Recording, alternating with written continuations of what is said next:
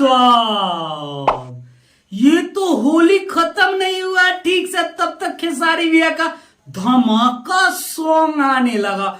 क्योंकि दोस्तों ये धमाका सॉन्ग इसलिए है कि पहले रुक जाओ, चश्मा में लगा था कि हम अच्छा नहीं लगा, बर्बाद मत किया।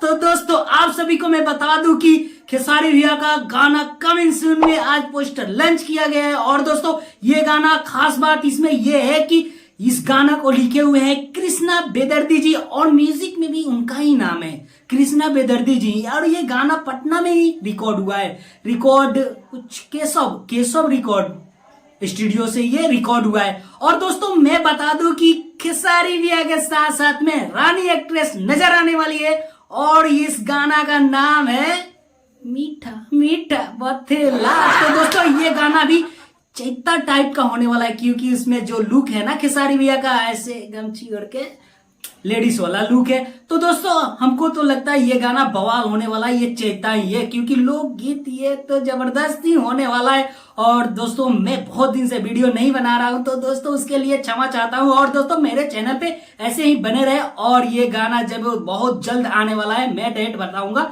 बहुत जल्द और ये गाना के साथ मैं मिलूंगा। तब तक के लिए बाय बाय, मिलते हैं नेक्स्ट वीडियो में, बाय बाय।